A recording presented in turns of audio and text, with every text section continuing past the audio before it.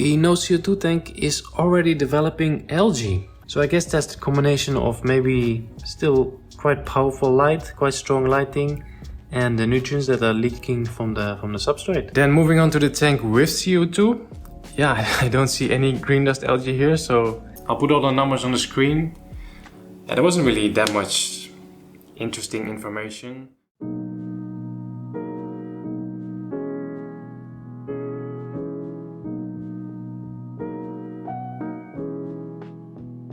What's up guys, hope you're doing well. Another update from the CO2 versus no CO2 experiment. Today is Wednesday and yesterday I uploaded the first update of the experiment, if that makes sense. So a lot of you guys commented actually that the algae issues in the no CO2 tank might be caused by the big shallow, because the big shallow has a huge light on it that's also shining down this way. And I think you guys are right. Okay, so I just turned off all the lights except for the big shallow. And as you can see already, there's some light beams over here and there's some light beams on the shelf as well.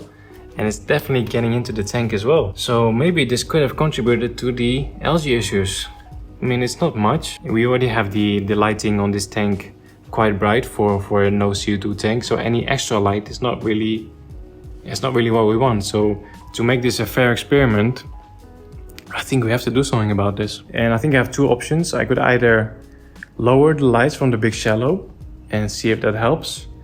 If that doesn't work, we can maybe swap the tank without CO2 for the tank with CO2. And yeah, just swap them, because I think the extra light will not really hurt the tank that already has CO2. I mean, a little extra light for that tank shouldn't really be an issue. But I think with this tank, it definitely could be an issue. So let me first try to lower the lights from the big shallow.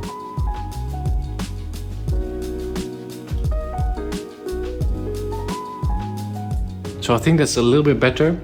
I don't see any more light in the front, at least not as much.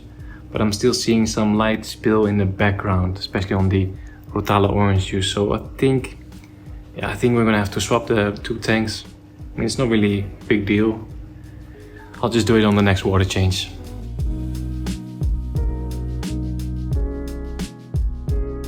Okay, it's been a few days again since I last recorded anything. It's now Saturday, September 11. Always a bit weird, September 11. But it's been 15 days now, so we're just past the 2-week mark. Let me show you guys how the scape's looking right now. Okay, so just a little reminder. Both scapes haven't had any liquid fertilizer yet. Both scapes are on tap water, so no reverse osmosis, just plain tap water. The same maintenance routine, the same amount of water changes, so everything is exactly the same. So in the previous update we talked about the light spill from the big shallow. That has been resolved. I've added a cover here on this side of the shelf, over there, so you can see that there's no more light spill coming into the no CO2 tank. And I've also reduced the lights on both scapes to 60%. So they were both first on 75%. And now I lowered it to 60% because actually both scapes were just getting a bit too much algae in my opinion. So I thought it was better to just reduce the light intensity a little bit. As you can see, like, it's still pretty bright. So let's start with the no CO2 tank. Both tanks are now well entering the diatom phase. So we're getting some nice brown algae here and there. But plant growth has been quite good. I would call it slow and steady. I mean, carpet is still developing. The red plant, Hygrophila, is growing nicely, getting nice brown colors. As you can see, like overall we have a lot of new growth. Also the background is starting to pick up nicely. Since both tanks have entered the diatom phase, I haven't really seen any green dust algae anymore, so that's good.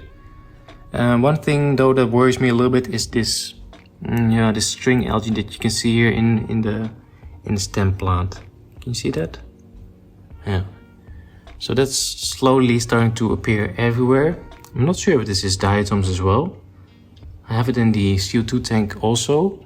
So I think it's a good idea that after this update, I'm gonna go to my local fish shop, see if they have some algae eaters, maybe some Amano shrimp, maybe some Otocinclus. I think it's a good time to start adding our cleanup crew to this tank. Also, just yesterday I noticed this small ram's horn snail. We just have one. I have no idea how this guy came here. I guess he traveled together with the plants because they're all new plants. Then I have some ram's horn snail in my other tanks, but I didn't add any plants from my other tanks in here, so that's a bit strange. Also, I should mention that every time I'm filming a little update here, I'm switching off the filter, so there is no water movement in the aquarium right now. That's just because I'm filming and I don't want to have any background noise. I was getting some comments about that. Yeah, I should have explained that. So no water movement, filters are off right now. I'll switch them back on as soon as I'm done filming. And then the tank with CO2, big difference. Plants are really taking off here. I would say it's a good time for the first trimming session, so maybe I will do that tomorrow. I don't really have time right now. But yeah, also here we still have some algae issues. So here on the bottom, in between the Marsilea there, we have the same stringy algae that we have in the no CO2 tank. And there's some brown algae on the hardscape as well. Not as much though as in the no CO2 tank. But yeah, I think it's also a good idea if this tank would get a nice cleanup crew. Alright, so let's go to the local pet shop. Let's see if they have an algae cleanup crew for us.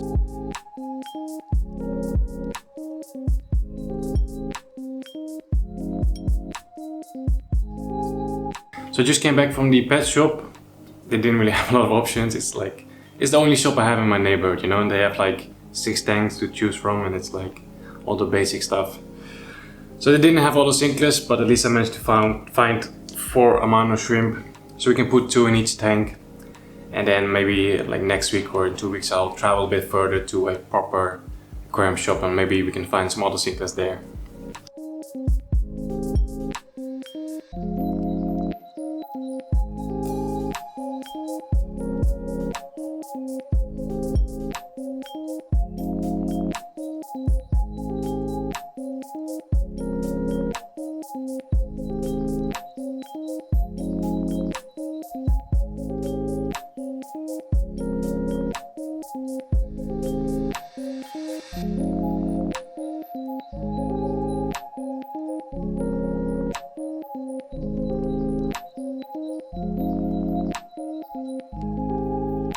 Okay, a few days have passed again. It's now Wednesday, that means we're on day 19. So almost at 3 weeks now. Today I want to trim the plants in this tank with CO2 because they're going absolutely insane. And I need to give you an update on the tank without CO2 because things are not really doing so well over there.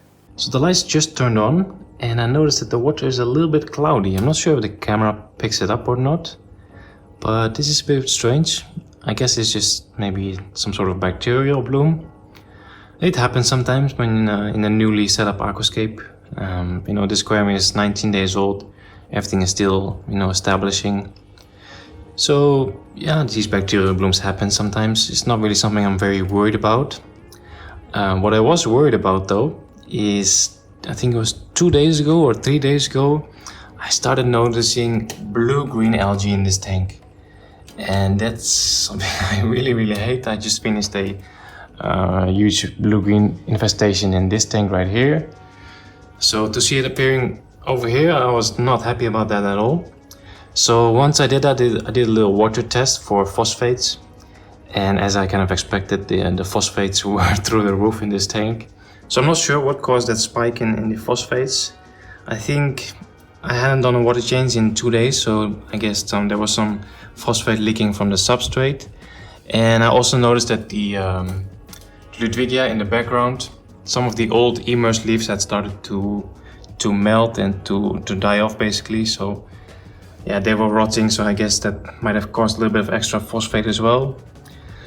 So after I noticed that blue-green algae, I did 2 very large water changes, almost 100% water changes.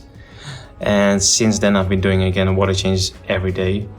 So I think later I'll do another phosphate test, see if it's any better now. There's still a little bit of blue-green algae. It's hard to see, but there's a little bit in the moss over there. And we have a little bit down here on the carpet.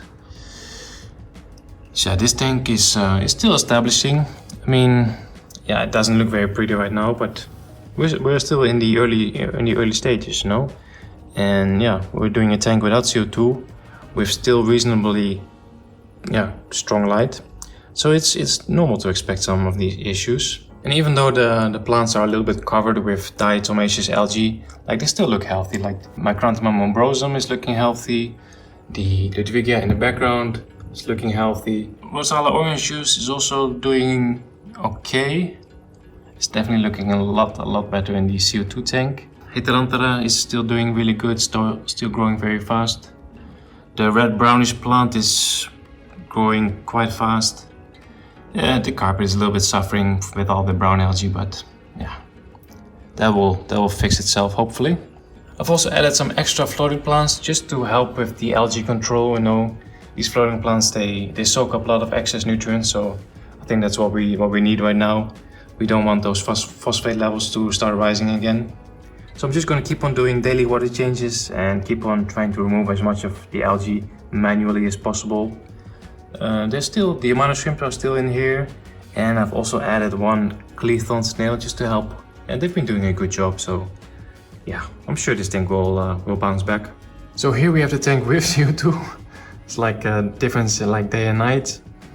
Yeah, this is just looking much better. Look at the color on that Rotala orange juice. It's more like a blood orange, you know. Yeah.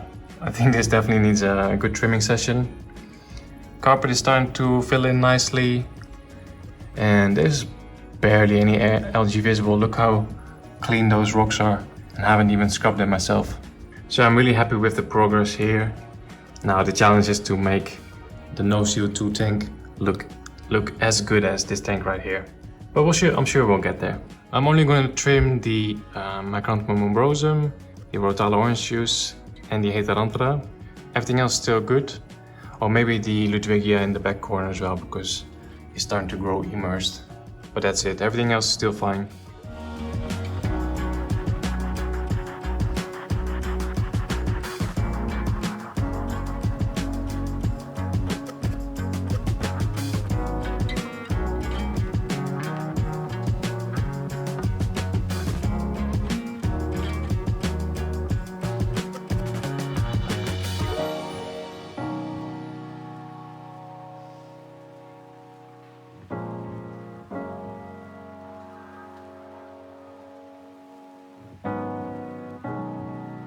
And then it was Friday, so that means our Twinscape experiment is now 3 weeks old. I'll wrap up the video and we'll upload it later today so you guys are fully up to speed on this experiment. But yeah, the past 3 weeks have flown by. They were very interesting, a lot of things happened. The tank with CO2 went off to a flying start. The tank without CO2, not so much, but still doing really good. I mean, yes, we had some algae issues with the no CO2 tank. But what do you expect? We set up a tank with reasonably high light, very nutrient-rich substrate, but we're not injecting CO2, so we're almost asking for troubles. So the question that I've been thinking about for the past few days is what's next? You know, what's next for this Twinscape experiment? I think in the past 3 weeks we've already established that plants grow a lot faster with CO2, if that wasn't already obvious before we started this experiment. But yeah, what's next? What's going to happen in the next few weeks? For me personally, I would really like to see the no CO2 tank just develop nicely and develop into a beautiful aquascape. I think it's definitely possible to have a beautiful aquascape without CO2, and that's something I would like to prove to you guys with this tank as well. And I would also like to ask you guys what you would like to see from this experiment, from this in the coming weeks. Of course, I'm gonna keep documenting everything just like I've been doing. We need to have a goal, of course. But I think that's it for this update. Hope you guys enjoyed it. As always, thanks for watching. I really appreciate it. Don't forget to smash that like button, and I'll see you guys next time. Take care.